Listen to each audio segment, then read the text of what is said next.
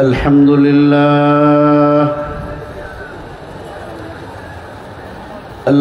لله نحمده ونستعينه ونستغفره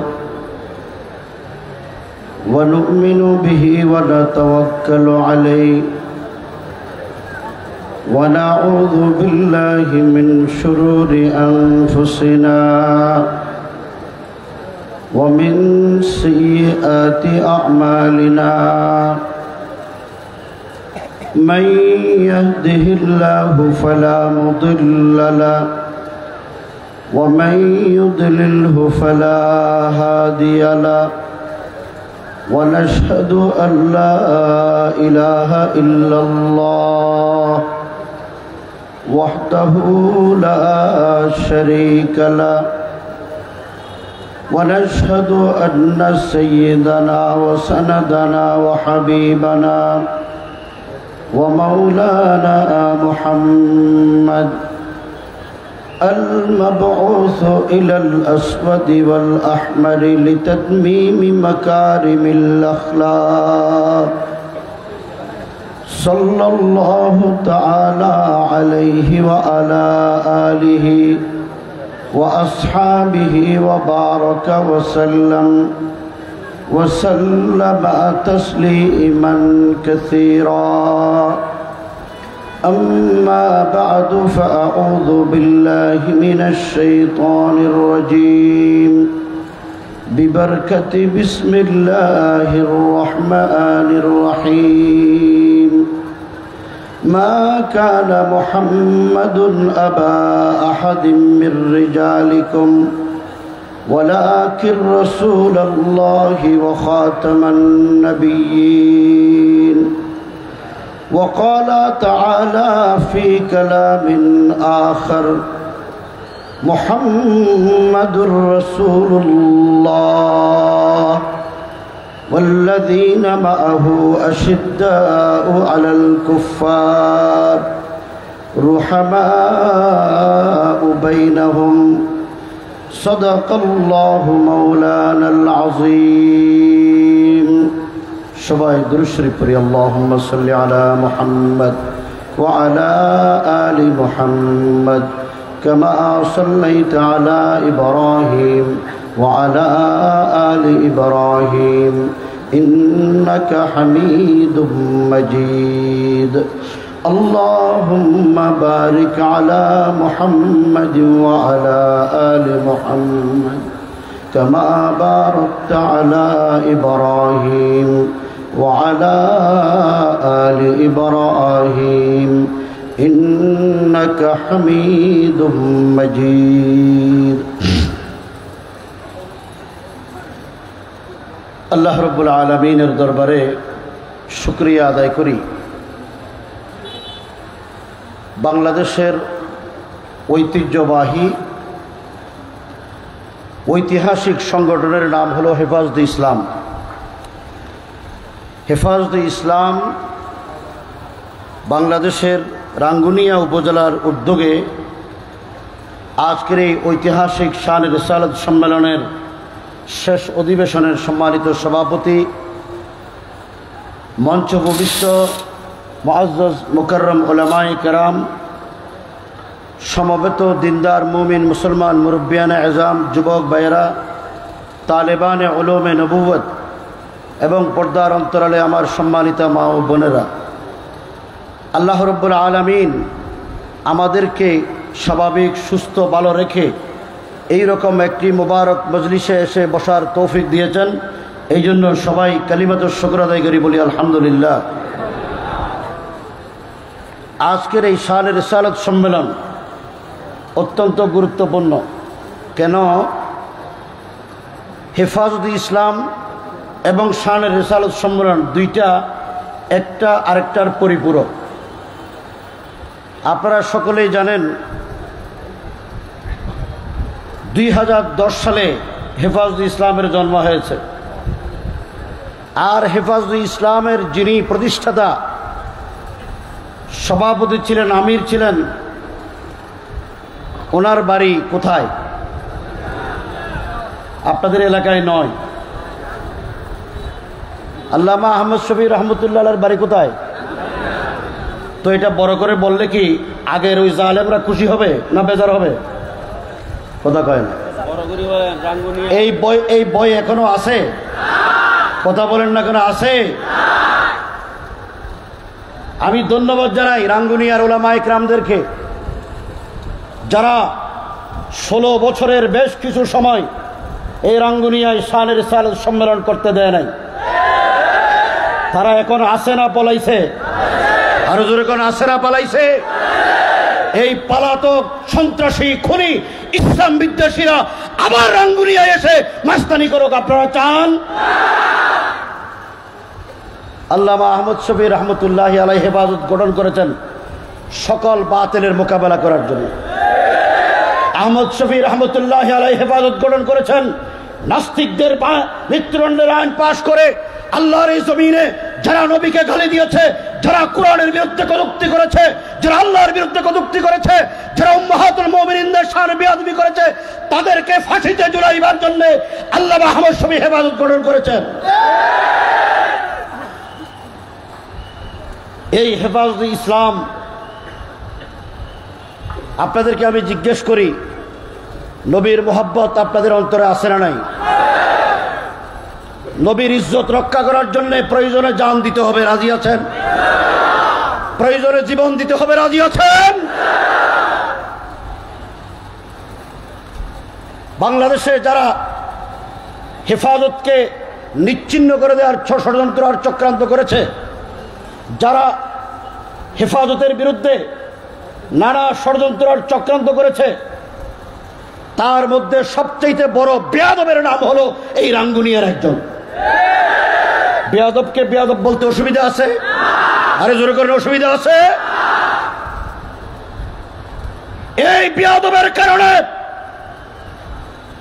আল্লামা আহমদ শফি রহমতুল্লাহি আলাইহি জুনায়েদ বাবনগরীকে রাঙ্গুনিয়া আসতে দেয় নাই।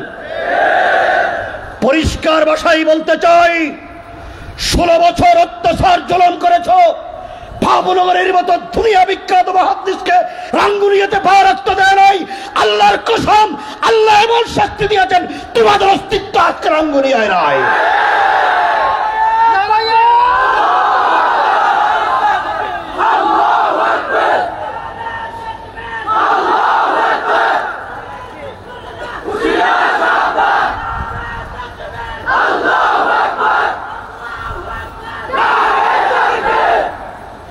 সংসদে দাঁড়িয়ে গাল বেটকাই বেটকাই কথা বলেছ, আল্লাহ আছে না নাই? রাসূলুল্লাহ সাল্লাল্লাহু আলাইহি ওয়াসাল্লাম ইরশাদ করেন, মান আদা লি ওয়ালিয়ান ফাকাদ আযনতুহু বিল হারব। যারা নবীর উত্তরসূরি উলামায়ে ইকরাম, যারা নায়েব রাসূলদের সাথে বেয়াদবি করে, কটূক্তি করে, নবীর আশিকদের সাথে যারা বেয়াদবি করে, আল্লাহর ওলিদের সাথে যারা দুশমনি করে, আল্লাহ তাদের বিরুদ্ধে যুদ্ধ ঘোষণা করেন। আপনাদের কাছে জিজ্ঞেস করি, আল্লাহ যাদের বিরুদ্ধে যুদ্ধ ঘোষণা করেন তাদের বাঁচার ক্ষমতা কেউ কি দুনিয়াতে রাখে? তাদেরকে কেউ বাঁচাইতে পারে? America, India? এই সবক মনে থাকবে তো? নাকি আবার ক্ষমতায় এসে, আবার যদি কেউ ক্ষমতায় এসে এটা করেন তো তাদের অবস্থা এদের চাইতে খারাপ হবে? কথা সাপ সাপ। আল্লাহ আলেমদেরকে, আহমদ শফি রহমতুল্লাহ আলাইকে যে ইজ্জত দিয়েছেন, বাংলাদেশের প্রধানমন্ত্রী প্রেসিডেন্টকে এই সম্মান দেয় নাই। সুতরাং উলামায়ে ইকরাম কারো রক্তচক্ষুকে ভয় করে না। 2021 সালে রাঙ্গুনিয়ায় আলেমদেরকে জমানোর জন্য মামলা করা হয়েছে, ঠিক নেই? অনেক উলামায়ে ইকরাম জেলে গেছেন, আমরা কিছু ভুলে যাই নাই।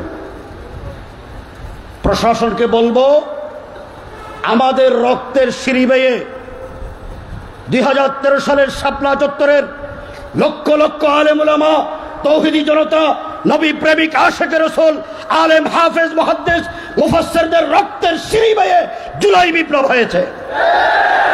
এই জুলাই বিপ্লবের কারণে আজকে অন্তর্বর্তীকালীন সরকার হয়েছে। এই সরকারের অধীনে আপনারা কর্মচারী, আমাদের রক্তের বিনিময়ে এই সরকার। সুতরাং এই সময়ে যারা মামলা করেছে, মিথ্যা মামলা অবিলম্বে প্রত্যাহার করতে হবে।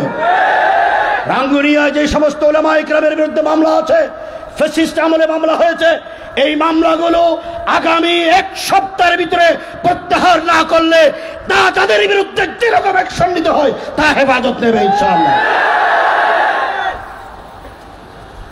মামলা হামলা করে আলেমদের দমাইবেন, দেখলাম তো আজকের এই সালের সম্মেলন ঈমান তাজা করার সম্মেলন। আজকের এই সালের সম্মেলন থেকে আমরা ঈমানি স্পিরিট নিয়ে যাব। হযরত আল্লামা মামুনুল হক সাহেব এসে পৌঁছেছেন, জুনাইদ আল হাবিব সাহেব এসেছেন। হেফাজতে ইসলাম অরাজনৈতিক সংগঠন, হেফাজত রাজনীতি করবে না, কিন্তু বাংলাদেশে কেউ রাজনীতির নামে ইসলামের উপর হাত দেবে, সেই হাত ভেঙে দেব। বাংলাদেশের রাজনীতির নামে কেউ না নবীর দুশমনদেরকে আশ্রয় প্রশ্রয় দেবে, তাদের অস্তিত্ব বাংলাদেশে রাখা হবে না। হেফাজত করে রাজনীতি করবে না, কিন্তু পার্লামেন্টে দাঁড়িয়ে নাস্তিকদেরকে পক্ষে দালালি করবে, এইরকম কোন দালালকে পার্লামেন্টে আমরা দেখতে চাই না।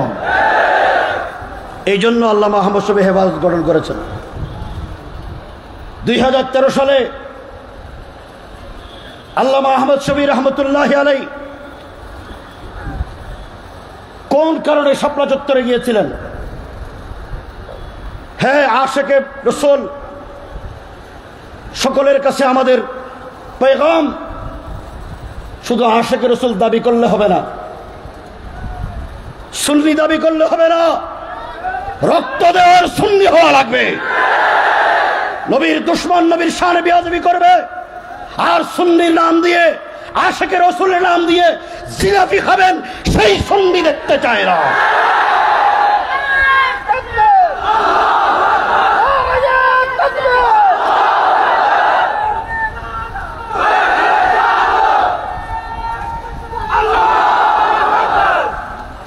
$2013 সালে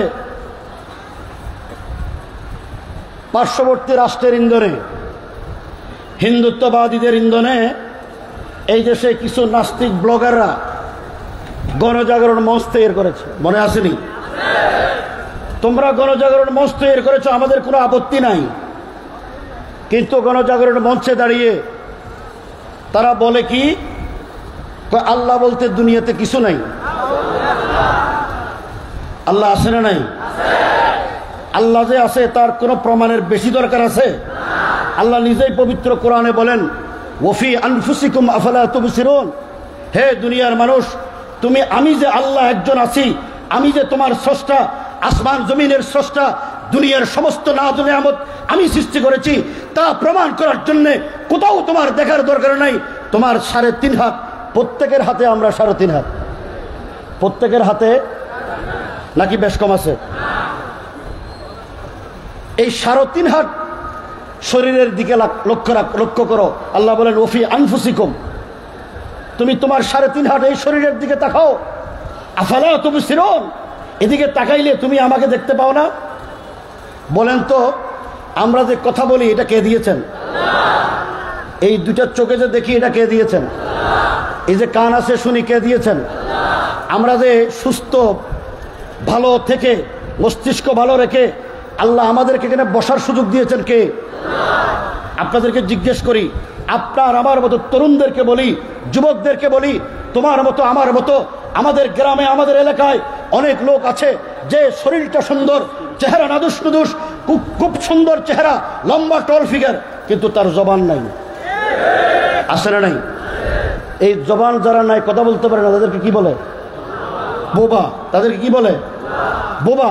আল্লাহ তো আমাদেরকে বোবা বানাই নাই, বোবা বানাইছে? চোখ দিছেন কে?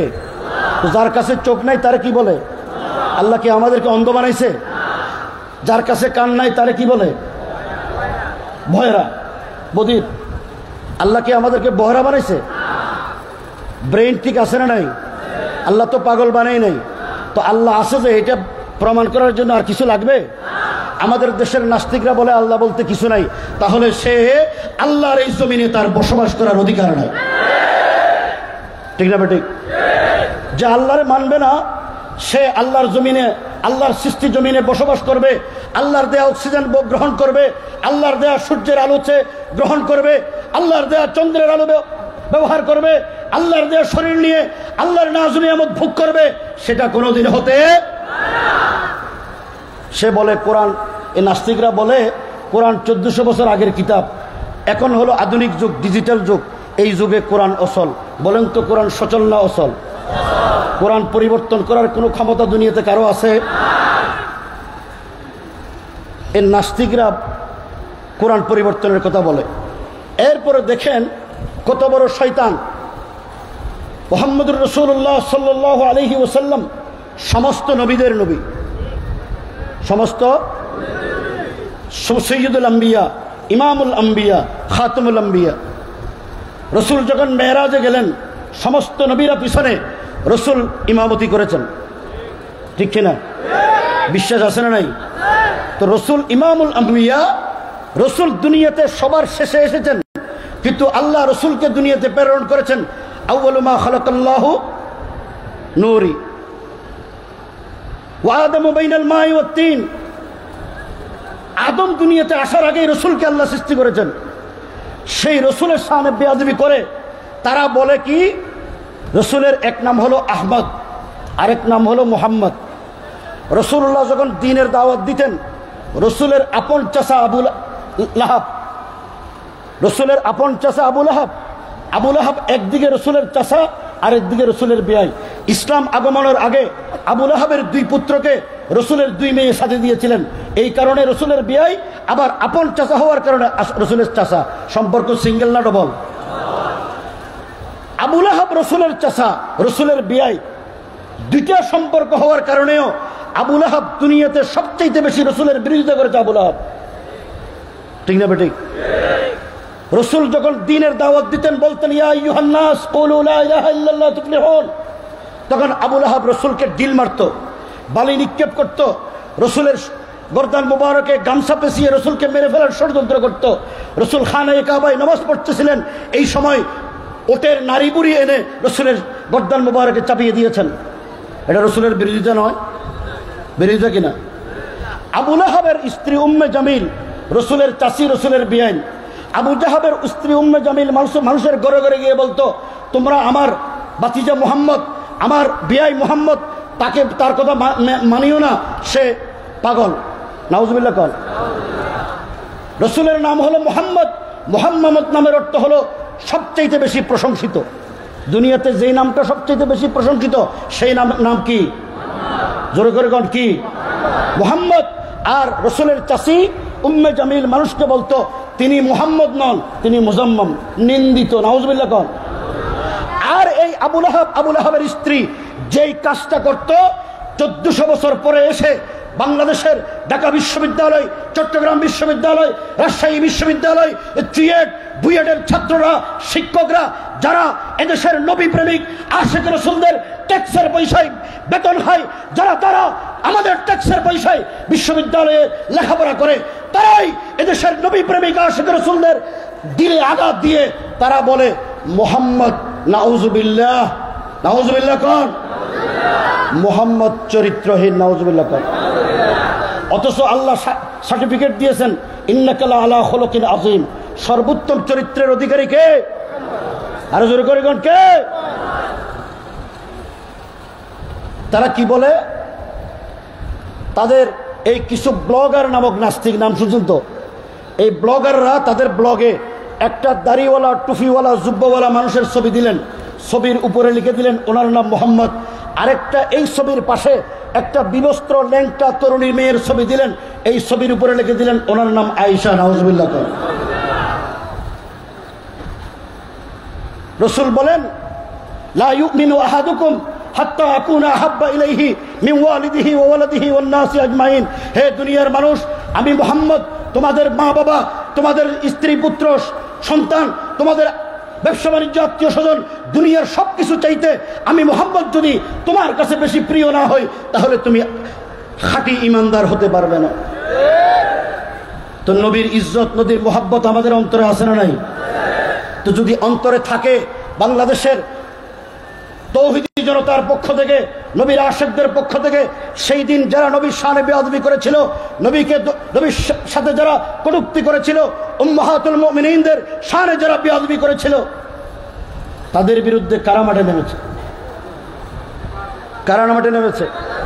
হেফাজত ইসলাম। কিন্তু আমাদের কিছু ভাই তারা হেফাজতের বিরুদ্ধে মাঠে নেমেছে, ঠিক না বেঠিক? তাদেরকে বলি আল্লাহ তোমাদেরকে হেদায়েত দান করুক। আমাদের সাথে কারো দুশমনী নাই, কিন্তু নবীর ইজ্জতের উপরে যখন আঘাত এসেছে, তোমরা যাদেরকে মুসলমান মনে করো না, তারাই কিন্তু নবীর ইজ্জত রক্ষা করার জন্য রক্ত দিয়েছে। হে যুবক তরুণ ভাই ও বন্ধুগণ, তোমাদেরকে বলি, যৌবন যার যুদ্ধে যাবার সময় তার। যৌবন যার। এই যুদ্ধ কোন যুদ্ধ? নেতা নেত্রীর যুদ্ধ? মার্কার জিতানোর যুদ্ধ? কোন ফাসেক, বেঈমান, ফুজ্জার, সন্ত্রাসী, খুনি, মাস্তান, সাদাবাজ, দুর্নীতিবাজ কে পার্লামেন্টের মেম্বার বানানোর যুদ্ধ? কোন যুদ্ধে রক্ত দিবে? যেই যুদ্ধের জন্য নবীর ইজ্জত রক্ষা হবে, যেই যুদ্ধের মাধ্যমে নবীর মর্যাদা রক্ষা হবে, যেই যুদ্ধের মাধ্যমে আল্লাহর মর্যাদা রক্ষা হবে, আল্লাহর ওয়াহদানিয়ত প্রতিষ্ঠিত হবে, যেই যুদ্ধের মাধ্যমে কোরআনের আইন বাস্তবায়ন করতে হবে, সেই যুদ্ধের জন্য রক্ত দিতে হবে।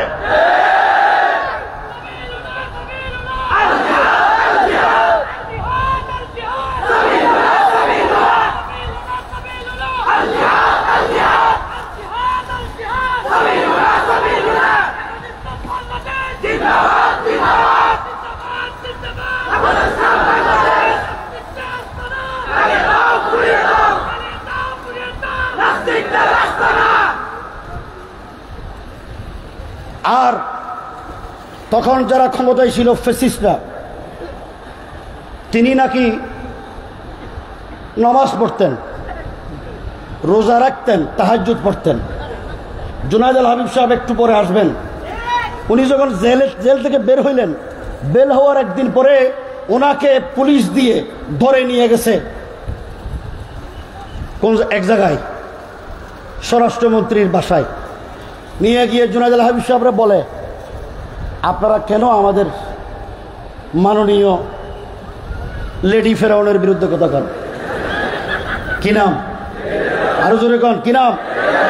আরো কি নাম? উনি তো তাহাজ্জুদ পড়ে, উনি নামাজ পড়ে, উনি কোরআন তেলাওয়াত করা ছাড়া কোনো কাজ শুরু করে না। এখন আমার কথা হলো, উনি উজু করে করতেন না, না উজু ছাড়া করতেন? কথা কয় না? উজু করে না উজু ছাড়া? উজু ছাড়া করতেন। তার দলিল আছে। কি দলিল? একজন মানুষ নাফাক থেকে পাক করে কি দিয়া? উজু করে তো পাক হয়। এই উজু করে যখন পাক হয়, একজন পাক ব্যক্তি কোনোদিন কোনো নাপাক ব্যক্তির আশ্রয় যেতে পারে? এই লেডি ফেরাউন, যিনি এই দেশের আলেম উলামা তৌহিদি জনতাকে মিথ্যা মামলা দিয়ে হয়রানি করে, রিমান্ডের পর রিমান্ড নির্যাতন করে, এই দেশের আলেম উলামা নবীর আশিকদের উপরে, নবীর ওয়ারিসদের উপরে যারা অত্যাচার জুলুম করেছে, এই লেডি ফেরাউন উজু ছাড়া কোরআন পড়তো, নামাজ পড়তো মানুষকে ধোঁকা দেওয়ার জন্য। তার প্রমাণ হলো এই উজু ছাড়া ব্যক্তি একজন মালাউনের আশ্রয় গ্রহণ করেছে, ঠিক না বেটি?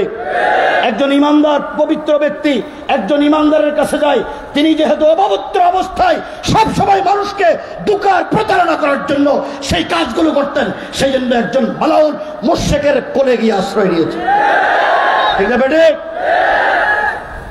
হযরত আল্লামা জুনায়েদ আল হাবিব সাহেব এসেছেন, স্লোগান দেন, নারে তাকবীর, নারে তাকবীর, জুনায়েদ আল হাবিবের আগমন, জুনায়েদ আল হাবিবের আগমন।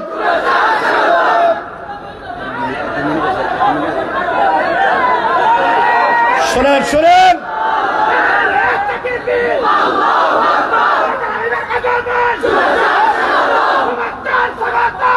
এ ভাই স্লোগান বন্ধ করেন, বন্ধ করেন। আমি শেষ করে দিচ্ছি, হযরত এসেছে। আপনাদের কাছ থেকে একটা ওয়াদা নিতে চাই। রাঙ্গুনিয়ার মাটি ওলামায়ে ইকরাম, দিনদার মুত্তাকি মুসলমানদের কাঠি। 16টি বছর আপনারা ইসলামের, স্বাধীনভাবে ইসলামের কথা বলতে পারেন নাই। এই দেশের জুনায়েদ বাবুনগরীর মতো জগৎ বিখ্যাত মুস্তাজাবুদ দাওয়াত বুজুর্গ মানুষকে আসতে দেয় নাই। এইরকম পরিস্থিতি আবার তৈরি হোক আপনারা চান? যদি না চান, আপনাদেরকে বলতে চাই, এই রাঙ্গুনিয়ায় যদি কোন জালেমের আবার উত্থান ঘটে, রক্ত আবার শক্তভাবে রক্ত দিয়ে জীবন দিয়ে মোকাবেলা কারা করবেন, কারা করবেন। শুধু বসে বসে বলার সময় জুনায়েদ আলমকে দেখান।